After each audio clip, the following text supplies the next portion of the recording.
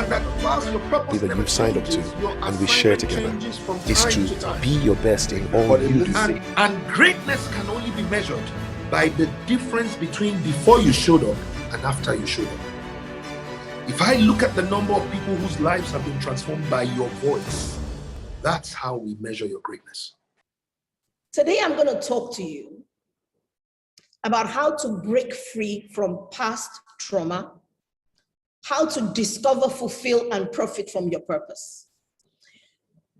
For many of us, this journey of life, this journey of our lived experiences, has parts of it that we would really rather not have. And so the first question I always get is, why do you do this? What is this about? You know, why would you choose this as your life's work? Because this is my life's work. You see, I always say that I didn't choose trauma. Trauma chose me. Trauma chose me because knowing what I know, I had no choice but to lean in and do what was necessary. So I'll tell you a little bit about myself. You've heard what I do.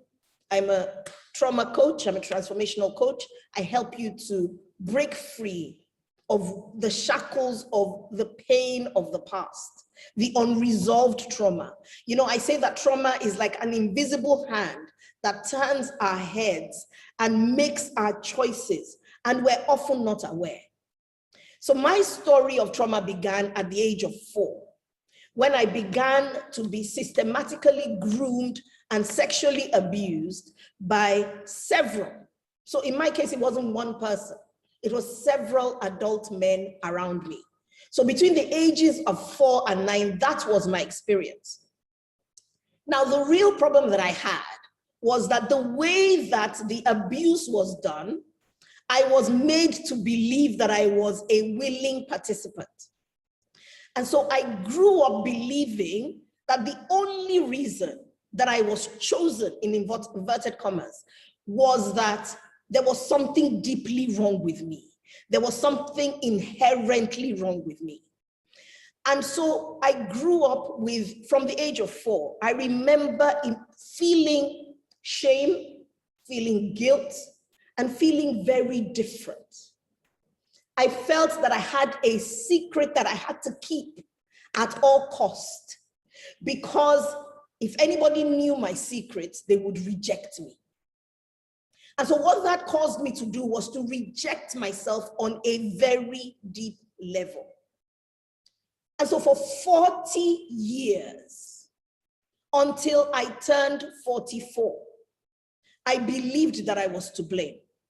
I believed that I had something to be ashamed of.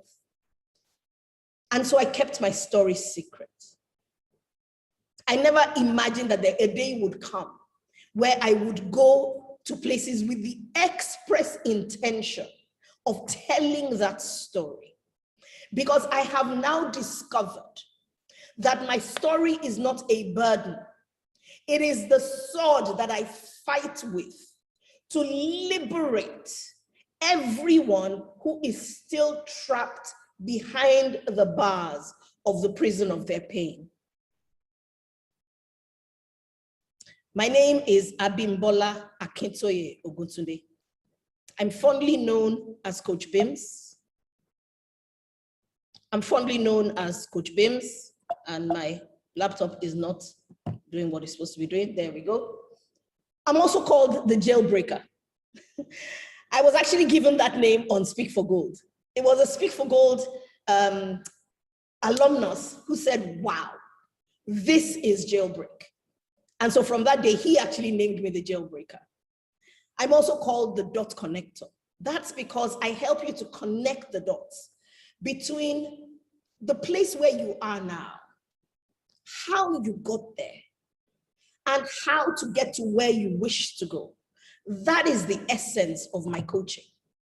So I empower individuals who have experienced emotional trauma to lay down the burdens of that unresolved pain so that they can break free to flourish freely in all areas of their lives. So, guys, I want to just ask, who here has experienced any kind of painful, it doesn't have to be abuse. What is it that has happened in your life? You know, when I come to speak for gold, the question that I ask is, imagine the amount of value that we are receiving. Imagine, I want you to think back to yesterday's impartation. I want you to think back to everything that FD poured into us. I want you to think of today thus far. Think of everything that you have learned. Now, I can assure you that there is so much value yet to come. The rest of this weekend and next weekend and beyond. Now, imagine that you have all this in you, all of this that is imparted to you, but for some reason, there is something that is stopping you from fulfilling, from using everything that you've learned. What a waste that would be. The reason I come here is to ensure that that waste does not happen. That is my mission for you, dear brothers and sisters, because that's who you are. We are family.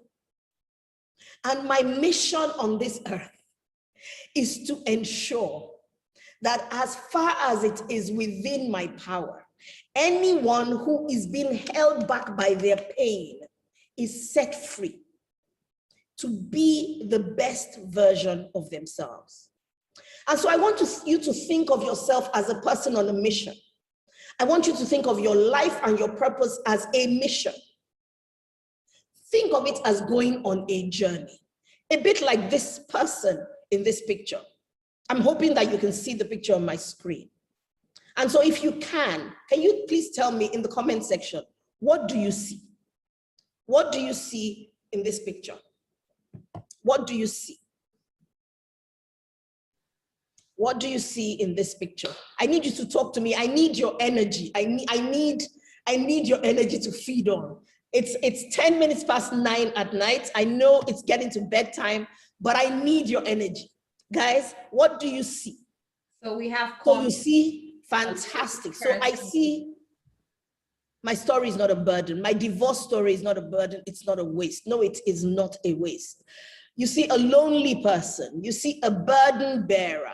You see a heavy load, a difficult terrain, a struggle, a rough path, a heavy load, a lot of baggage slowing the person down, a man on top of the world going on a journey, a resourceful person, how interesting, someone carrying weight, traveling with heavy load, a sojourner, a wide, underdetermined landscape, a man on a journey with a burden of load, baggage along the journey. So it's interesting.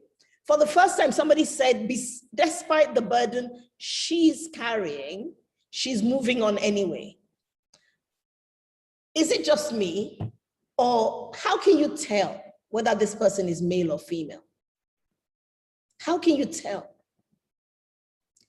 You know, first time I saw this picture, I thought to myself, my goodness. Imagine this person is headed off on a quest to get to the other side of the mountain. A bit like us, headed on a quest to get to the life of our dreams. And they have all this burden hanging on them. The burden is so big that I personally cannot tell whether this person is male or female. And like you said, this burden, imagine, what will this burden do to this person? What will this burden do after this person has tried to climb, go down the valley, go up the hill? What will this burden do? What will be the effect of the burden? Weigh them down, slow them down, make them tired, drain them, discourage them, try to stop them. Ladies and gentlemen, this for me is a picture of unresolved trauma. This is exactly what we look like with unresolved trauma. This is exactly what we look like bearing the burdens of our history. FD said to us yesterday that we need to learn. We need to go back to understand how we were created. There is a saying that says those who cannot learn the lessons of history are doomed to repeat it.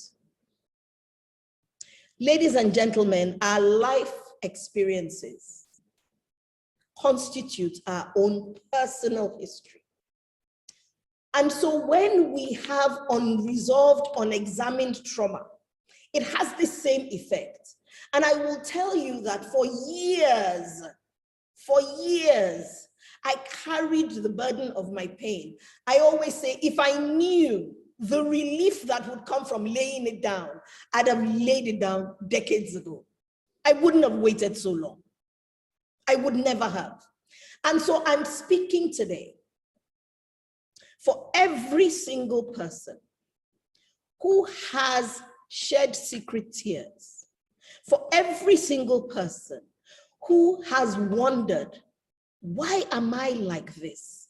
For every single person who said, despite all my skills and abilities, why don't I have results?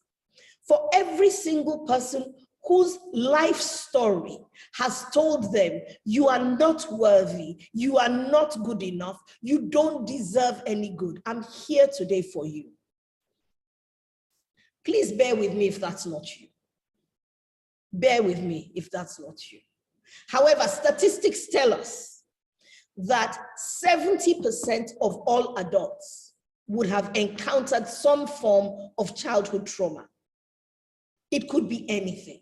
The loss of a parent, major childhood trauma, physical abuse, the loss of a parent, financial struggles, whatever it may be. For some people, medical trauma. And so this person is trying to climb this hill, to go on this journey. And all they've got is this burden slowing them down. And so, ladies and gentlemen, the most important thing tonight is for you to understand that carrying unresolved trauma is tantamount to being stuck in prison. If you look at this picture on your screen, I see a person stretching their hands out, trying to break free. Not only are they in prison, but their hands are shackled, their wrists are shackled. And for so many years, I wonder if this is what I looked like in the spirit. Because I was shackled to a point. I was so afraid to express myself. And you know, as I work with my clients, that is the single similar thread that runs through all our experiences. And they come and they say, Coach Bims, I don't know why I do the things that I do. Coach Bims, I don't know why I am the way I am. But I'm frustrated. I'm stuck. I feel shackled. I am tired. I'm fed up. I'm sick of crying secret tears. Because they're stuck behind the prison of their pain. And so today, ladies and gentlemen, I have come here to do what I'm called to do, to fulfill purpose, and to declare jailbreak. Today is jailbreak. If you're ready to break out of jail, if you're tired of the shackles, if you're tired of the frustration, if you're tired of the wasted opportunities, if you're tired of the pressure in your brain, if you're tired of the negative self-talk, I want you to put in the chat section for me today, jailbreak. Jailbreak. It's time to break out of jail. Jailbreak, guys. Put it in the comment section. Remember, I need your energy. Jailbreak. It's time to break out of jail. Jailbreak. Today, not tomorrow. Today, not next week. Right now, not in 3 hours' time. Today, because you have been in jail for long enough. You see, your experiences were not made to cage you. Your experiences were supposed to be formed into the platform upon which you stand, to shine your light brightly for the world to see. Like FD told us yesterday, to go into the deep and to shine your light and to bring other people out with you. So it's jailbreak time, guys. Today we're breaking out of jail. We're breaking out of jail. So why now, Coach Bims? Why now? You know, a scripture that I love, I'm going to read it to you. It's John 15:8. In the English Standard Version, it says, "By this my Father is glorified, that you bear much fruit and so prove to be my disciples." Can I be real with you? For many years, I looked like I was bearing fruit. I worked in an investment bank in the city of London. I ran a side hustle. I was a caterer. I love food, so I catered. I set up a nursery school in the UK. If you looked at my life, you would have thought, oh, she's fine. I have 2 beautiful daughters. You would have thought everything was perfect. But on the inside of me, I was like that person that FD described. My body was doing these things. My soul was behind bars. And so I was moving around with my body, but my soul wasn't going with me. My soul wasn't going anywhere with me. And so when I discovered at the age of 44, at a gathering just like this one, it wasn't virtual, this was years ago, I'm 55 now, that was 11 years ago. I was at a gathering like this, and the pastor, it was a Christian women's gathering, and the pastor said to me, she said, "What happened to you, Bim?" And I just said, "Oh, I was sexually abused as a child." And I don't remember what she said. I wasn't really paying too much attention. And so she moved on to the next person. And as it would happen, at lunchtime, I was put beside her, purely by coincidence, or so I thought. I didn't realize that that was the day that God was going to set me free. And so we were chatting along. And if you know me, I talk a lot. I'm very chatty and very bubbly. And so we were chatting along. And I'm sure in her mind, she must have been thinking, what's going on with this woman? And so she said to me, she put her fork and knife down. She said to me, "You don't know what happened to you, do you, Bim?" And I thought, what's up with Pastor Joe? What's her problem? And so she said to me, she said, "What happened to you is called rape." And in my mind, instantly, I thought, oh, poor Pastor Joe. She doesn't know that it's not rape because I was a willing participant. Ladies and gentlemen, I was 44 years old. For 40 years, I had believed that I was guilty. I had believed that I was to blame. And so she looked at me and she thought, what are you talking about? And I said, oh no, it's not rape, Pastor Joe. Because I had never been able to use that word for myself. I understood little girls who would say, they threatened me that if I told anybody I would die. Nobody threatened me. Nobody threatened my mother. And so for that reason, I didn't think I deserved to complain. And I'm speaking to you tonight, if for any reason you have believed that because of your involvement in your trauma, you have no right to complain. I have had a client who says, yes, Coach Bims, but it happened to you. I was the one who made the mistake. I say to you tonight, your experiences are not meant to cage you in prison. You are supposed to learn the lessons of history and use those lessons to liberate others. That's what your experiences are for. And so she said to me, she mentioned a little girl in church. And every time I remember this, I get emotional. Because it was the first time in my life that I could remember that I thought, wow. And so she said to me, she said, that little girl in church, she mentioned her name, is 5. And immediately I could picture this precious, innocent little child. And my brain exploded. And I began to scream. Because for the first time in 40 years, I could see that there was no way it could have been my fault. And so that day, I made a key decision that I would never be ashamed again, that I would never hide my story again, that I would never carry the guilt and shame again. But it still took me 10 years to tell my story in public. I didn't tell this story in public till last year, 2020, which is why I thank FD so much. Because it was when I came to Speak for Gold that the weight of responsibility on me was so heavy that I knew that the time had come for me to go deep.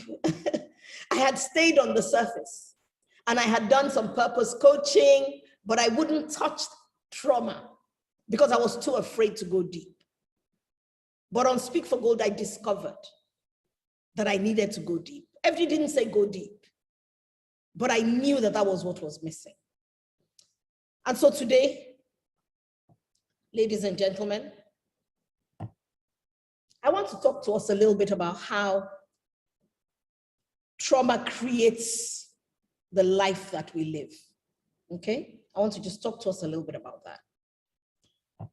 You know, FD talked to us yesterday and today about taking action with the knowledge that we have. Taking action, doing, fulfilling purpose. Fulfilling purpose requires a doing, right? It's not just about knowing. It's not the things that we know that make a difference. It's the knowledge that we have that we apply that makes a difference.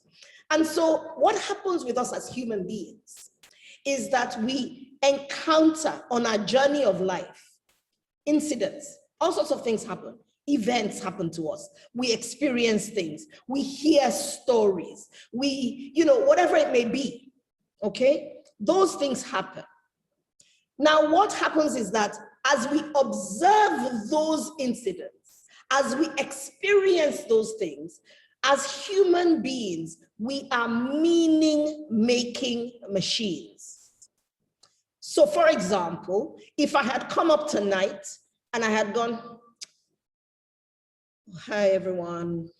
My name is Coach Bims. I'm glad to be here. Yeah, I'll just tell you a bit about myself. What conclusion would you come to? What would you think? What would you think? I came in, no smile, boring, no smile, no energy, not authentic.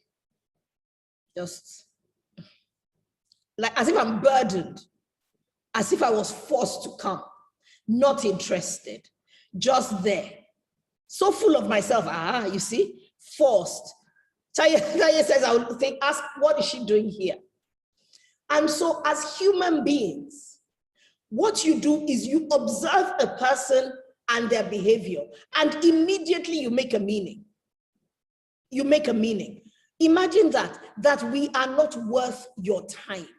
That is the process of making a meaning, because your brain is the most powerful computer on earth. And so you make a meaning of the experiences that you have. And so we make meanings. Now, everything in red happens on the internal level. We are usually not aware as this is happening. You did not plan to think what you thought about that little role play that I did, but your brain will come up with things, and you will realize that different people's brains come up with different things. That's what makes us individual. And so we make meaning of everything we experience.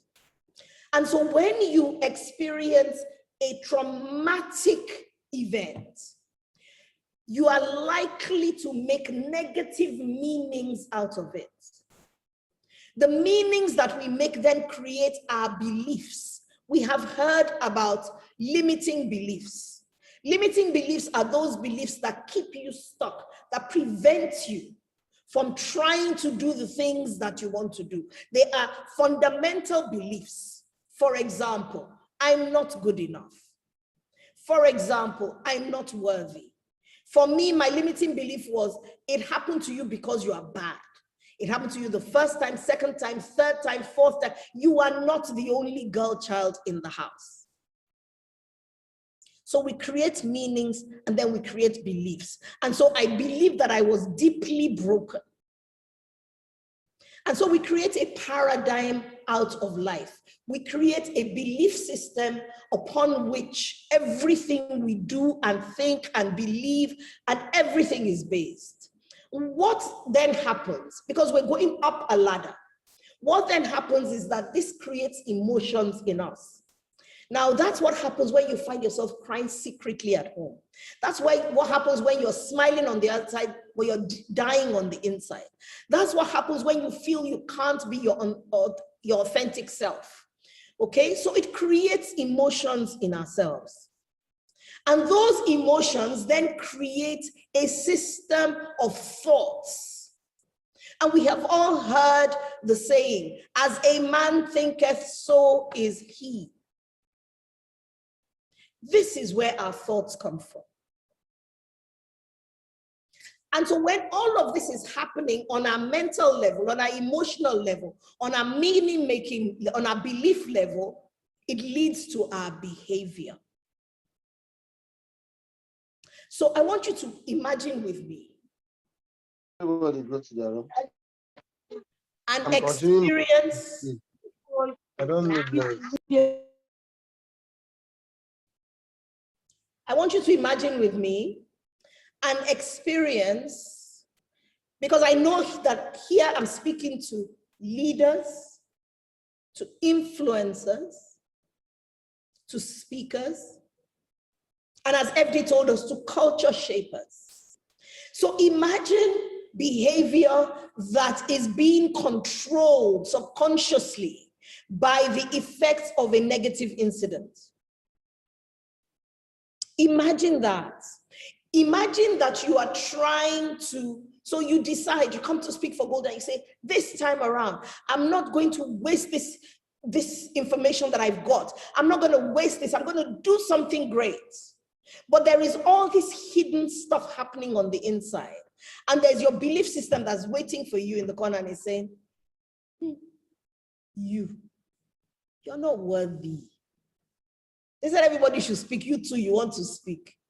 Better don't let anybody motivate you into embarrassing yourself.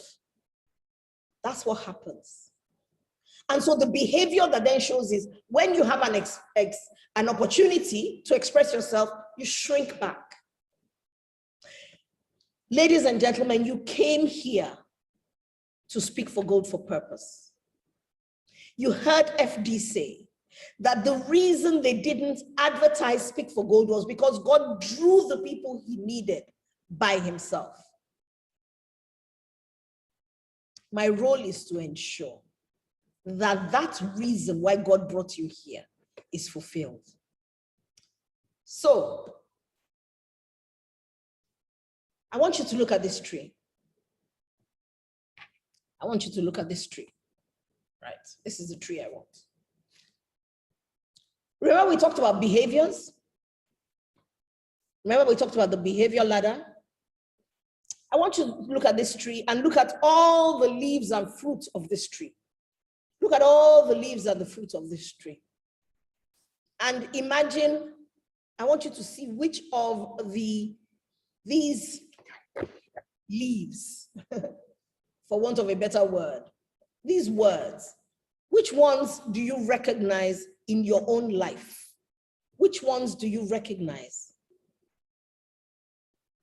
Which ones do you recognize?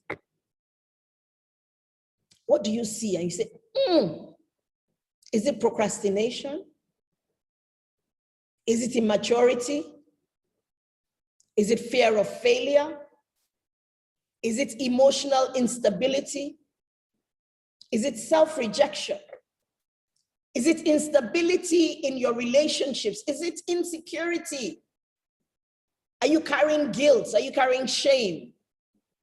Is it self-sabotage? What do you see? Do you have an identity crisis? Do you have a need to control everything? Do you have a fear of failure? Do you have a fear of success? What do you see? What do you see? What do you see? I'm just going to look at what some of the responses I've got here. Self-sabotage and fear, low self-esteem, fear of failure, self-sabotage, fear of failure, self-sabotage, emotional instability, fear of failure, fear of failure, fear of failure, need for control, self-rejection, fear of failure, distraction.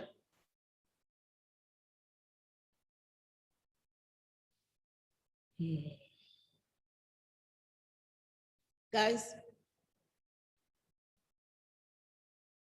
this is not the intention of the one who sent us. The reason you can see the word trauma at the root of the tree is because this is literally the result of a soul that has had seeds of trauma sown into it. This is all that it can bear, the kind of fruit that it can bear. And so I will ask you, what happened to you? What happened to you? What happened to you? Okay, so my laptop is doing its own thing. Oh, come on. What happened to you? There we go, we're at the right one. What happened to you? Parental abandonment, harsh criticism, sexual assault, bullying maybe, poverty, medical trauma, disappointment, failure, loss of love. For some people, societal instability. I had a client in the UK who grew up in a war zone. Rejection. What was it? What was it? What was it? What was it? Bullying, disappointment, failure, severe marital and child abuse, criticism. Please understand that I don't want to put you under any pressure. You are not obliged to write anything in the comment section, but I want you to identify. And I want to say to you today that whatever you have noticed in your life as a result of your trauma is normal. It's natural. There's nothing wrong with you. There's nothing wrong with you. The only way that you can respond to these traumas is to produce this in your life. But I want to say to you that that's not the end of the story. It's not the end of the story. On my journey, when I was creating this tree, I thought to myself, my goodness, most of these were evident in my life over the years. But I'm here today, so I can tell you, let me be your beacon of hope. It doesn't always have to be this way, okay? So, you know,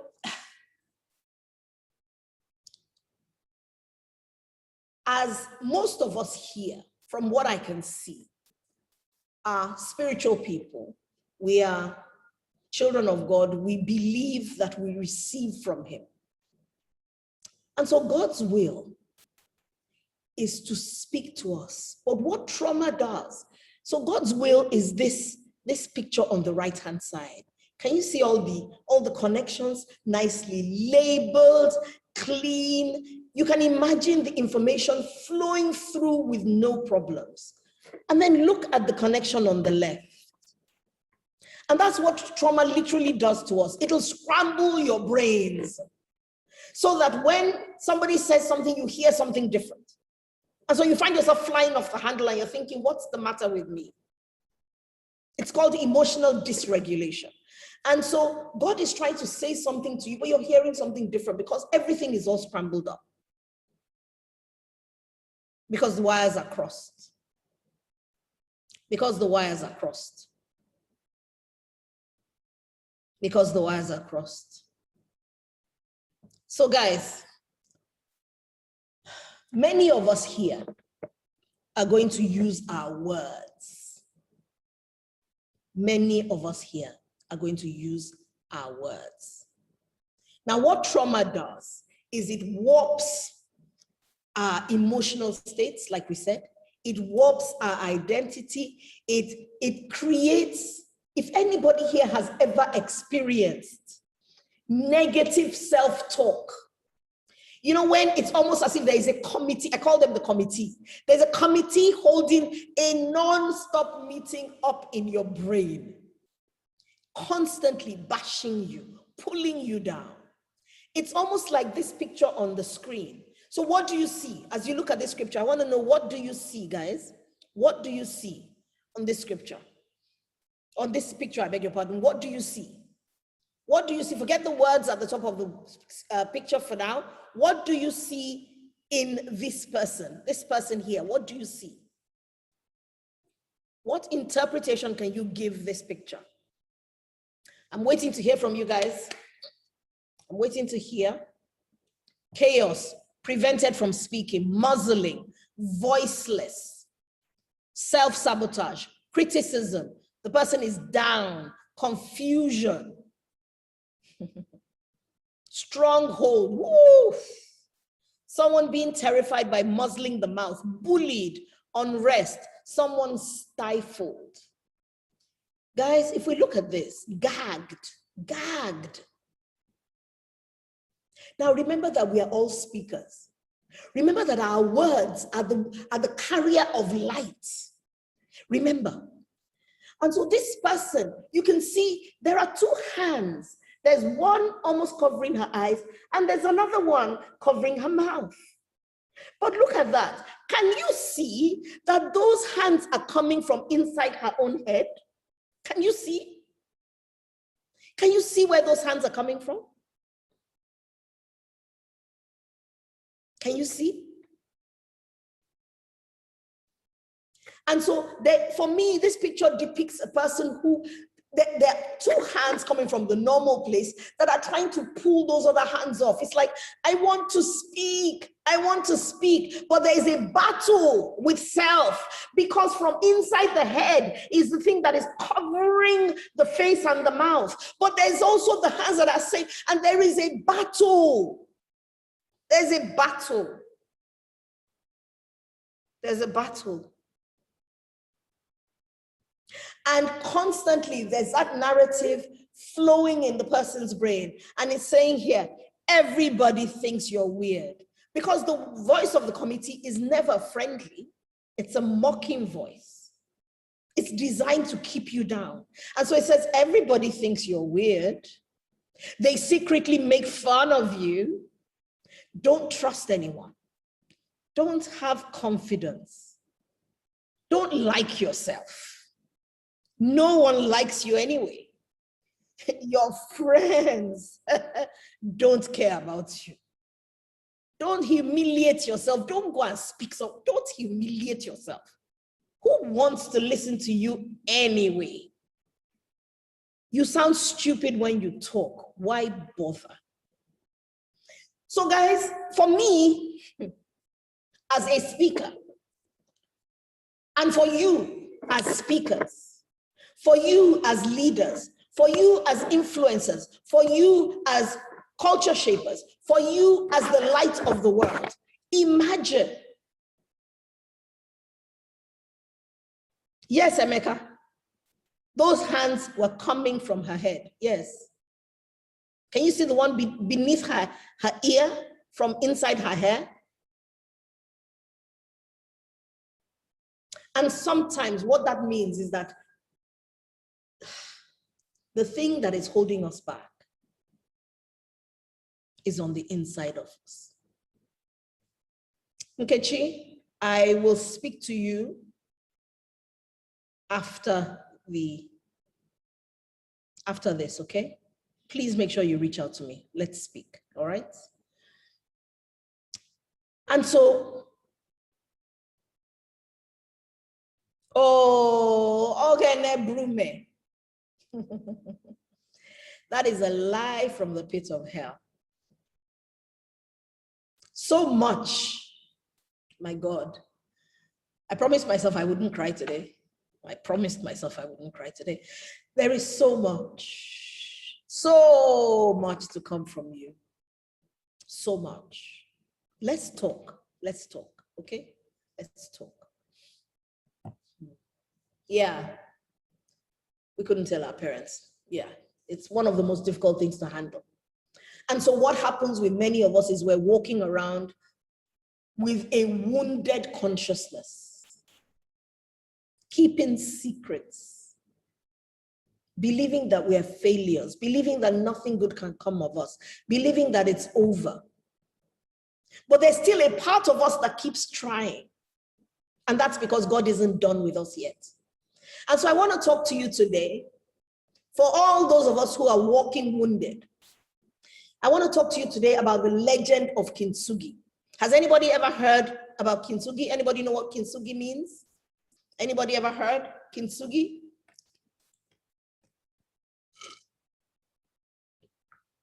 Excuse me while I have a quick drink. And so I'm going to tell you a little bit about the legend of Kintsugi. It's an old Japanese legend which talks about a young soldier who had a favorite drinking bowl. And so he would take his bowl from battle to battle to battle. So one day, the bowl broke. He could have easily bought a new bowl, but he chose to have his bowl repaired because he was used to this bowl. You know, it was almost like a lucky charm. For those of you who always fill an application form with a special pen, or you wear a special thing when you're going to interviews, you have a special shirt or a special blouse. For him, it was a special bowl. And so he wanted to have the bowl fixed. And so they fixed the bowl. It was still a bowl when they brought it back, but it had all these cracks. And all the cracks were ugly and gray and just, ugh. He didn't really want to drink out of it. And so someone offered to restore his bowl for him. And so they took the bowl away, and everywhere, if you can see, this was once a white bowl. And so all the pieces have been glued back together, and every single place where there is a crack has been overlaid with real gold. It's called the Japanese art of kintsugi or kintsukoroi. And so when his bowl was returned to him, it was even more beautiful than before. Ogene Brume, this bowl was once just a plain white bowl. I'm sure never in its wildest dreams did it think it could ever be this beautiful, thank you, princess, masterpiece.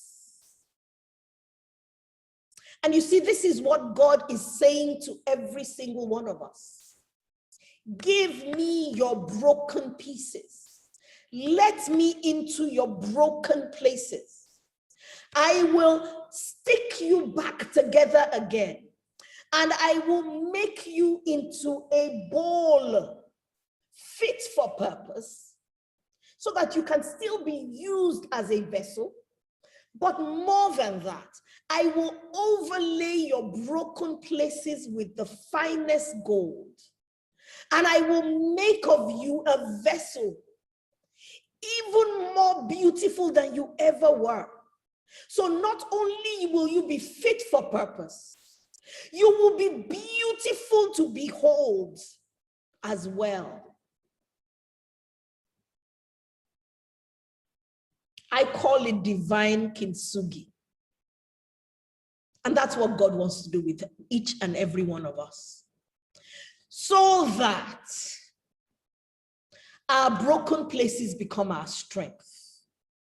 So that those cracks that held us back become the things that we can display, so that our stories of pain and shame become the power with which we set other people free. This is God's will for us. This is God's will for us. This is God's will for us. This is God's will for us. Guys, will you hand your life over to him? Will you hand your pain over to him? Will you let him remake you, reform you, re-beautify you? He's waiting. His arms are open. And so this is our mission. Rather than the tree with all those negative words, this is our mission. To be a tree planted by the rivers of water. If you know that scripture, it says that we should bear fruits, right? What is fruit for? The tree doesn't eat its own fruit. What's the fruit for? The fruit is for others. What's the fruit for? It's to satisfy others. It's to satisfy hungry souls. It's to go into the deep. I love the way FD put it yesterday. I can't get it out of my head. Go into the deep, to where the need is. And so I just want us to talk very quickly, because my session is actually called From Pain to Profit, right?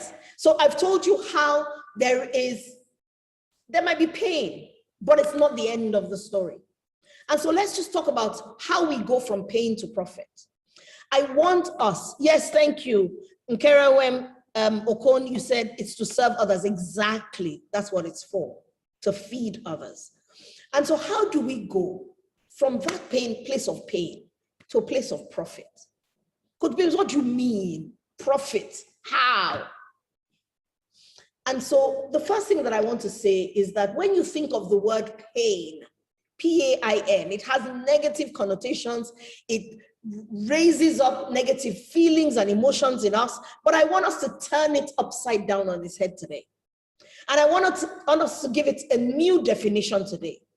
So from now on, when you think of your pain, you think of this new definition. And you rob it of the power to cripple you. So the first thing that I want to say is that the P in pain stands for purpose. Brothers and sisters, there is a purpose in your pain.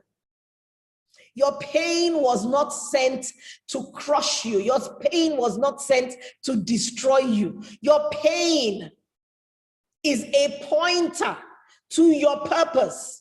My pain was a pointer to my purpose. It took me decades to recognize that. Everything else I did, all the capacity development, all the training, the facilitation. I worked with federal ministries. I worked with big organizations. All of those things. That wasn't where my purpose lay. My purpose lay in my pain. Okay, so usually when we feel pain, when we have a bad experience, what question do we normally ask ourselves? What question do you normally say? Ask yourself, when something bad happens to you, what's the question that we ask? Why me? Why? Why me? Why now? Why me? Oh my goodness. God, why have you forsaken me? Why did you allow this to happen to me? I remember saying, Holy Spirit, what were you looking at? I remember. Where were you? Can we flip that? What have I done wrong? Why me? Am I the only one? Can we flip that? Can we flip that question? And instead of asking why me, because you see, I want you to understand the value of the question you ask, the quality, I beg your pardon, of the question you ask determines the quality of answer that you will get. If you ask why me, who has ever asked why me and gotten a positive answer? The answer to why me is always because that's how you are, because that's your life, because that's your lot, because that's what you deserve, because you are bad, because blah, blah, blah. It's never anything encouraging. And so why me leads to tears and despair and blah, blah, blah, blah. If not you, then who? Carelessness, they hate you, whatever it may be. God doesn't love you, whatever. That's what why me does. So let's turn that question around and ask ourselves, now that I know that my pain is a pointer to my purpose, now that I know that there is purpose in my pain, why might I have been given this pain?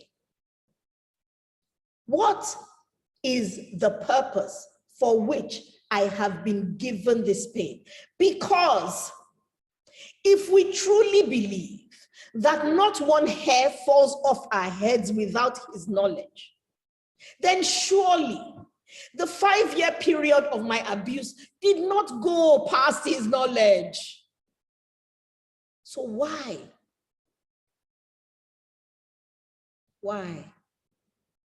Because you see, pain, if we're not careful, has the power to derail purpose. Pain, if we're not careful, will lead to wrong interpretations. Pain, if we're not careful, will lead to harmful coping mechanisms. Drinking, gambling, whatever it may be. And so, why might I have been given this pain? The next letter in the word pain is A. You know, this laptop is doing its own thing today. The next letter is A. And that A is acceptance. What do you mean, Coach Bims? So I should just accept it? I'm not saying accept and remain. I'm saying accept your story for what it is. You see, because when we refuse to accept our stories, we're constantly looking back and saying, if only I could change my story. If only it hadn't happened. But friend, it did. It did. It is your truth. Whether you like it or not, that's what it is. And so what do? You accept your story. You accept your past. But you go one step further. You accept responsibility for your change. Accept your story, but go further and accept responsibility for your healing. Adopt a new attitude. You're not a victim. You can go from victim to victor. You can go from frustrated to flourishing. You can go from pain to purpose to profit. And so acknowledge the effects of what's happened to you. Please don't try to say, well, okay, well, it's happened and nothing happened to me. It's the worst thing you can do to yourself. Acknowledge it. What did this do to me? And how should I handle this? Okay? So question, what is this pain? And what does it mean? Analyze it. Think about it. Okay? Then the next letter is I. I stands for immersion. You have to make a key decision to immerse yourself in your healing journey. Please hear me. If there was ever a time to go deep, it's in your healing journey. It's in your healing journey. So what does that mean? It means the picture in your mind should be inverted, right? Invert it. Invert it. Your paradigm. Heal your self-image. Ignite your passion. Inspire your servant heart. That heart that wants to fulfill purpose. That's your servant heart. Ignite it. Immerse yourself. Do what it takes. I wish that I knew that what I needed was a coach. I tried to do it myself until I got coaching before I could really heal deep down. And I will say to you that my healing journey is still ongoing. There are still things that will happen to me, and I think, hey, old friend, I thought we'd passed this stage, but it still peeps. And so you have to be committed to your healing journey. Immerse yourself fully in it. And the question you ask yourself is, how should I handle this? How should I handle this? Yes, grief tends to be cyclical. Yes, it does. However, there are techniques of dealing with your grief. There are techniques of dealing with your grief. And so the very last letter is the N. And this is where we come into, what do I do now? Now that I know that there is a purpose, now that I know that my pain is a pointer to my purpose, now that I know that I must immerse, the last letter is N, nurture. Now that I know that my pain was given to me for the purpose of other people, so what do I do now? How do I seek to meet other people's needs? And that is where we ask the question, what fruit can I bear in this? What can I do? Can I speak? Can I write a book? Can I create products? What can I do? What can I do with this pain? What can I do? What can I do? Because the profit accrues to God. The profit accrues to others. The profit accrues to you.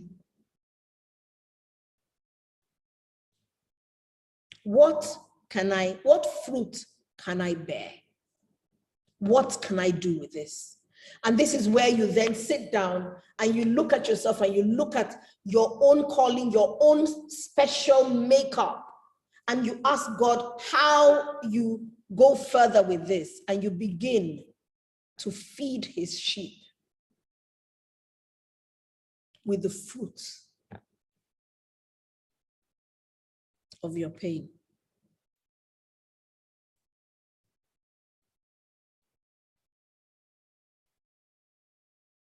Feed others with the fruit of your pain. You know, I really love this picture. What do you see when you see this picture? What do you see? What do you see, guys? What do you see? Oh, it looks like my logo. It does, doesn't it? It's interesting, you know, I created the logo and then I saw this picture and I thought, oh, it looks like it. Yes, liberation, expressive, a lady dancing, joy, living my best life, liberation, freedom, joy, exploration, fun. Do you know, exhilaration. Do you know, I really believe this is how God wants us to be. This is how he wants us to live. This is his intention for us. An abundant life, a joyful life, a life of freedom, free of all shackles, free to flourish. So guys, this is his goal for us. This is why I came. This is why I came. And so I have a few client testimonials. I'll share those later. It's quite late now. It's 10 o'clock already.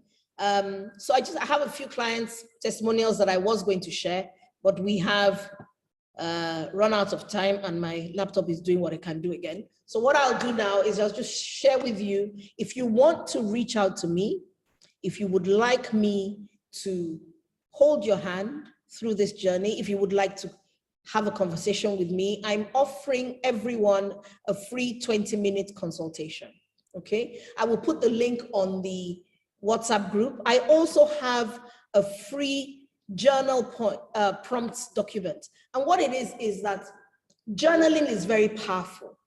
It helps us to record what's going on with us on a daily basis. Because most of what happens in our subconscious. It helps us to put it on paper or to put it on your laptop, whatever it may be. And so that's exactly, so these are prompts, questions for you to use as you journal. So I have a free copy of that for everyone. I will put that on the WhatsApp group so that everybody can get it. I'll send it to Shei as well so that it can be disseminated to everyone. Thank you so much. If you have any questions, please ask. Otherwise, thank you for your time. Thank you for your attention.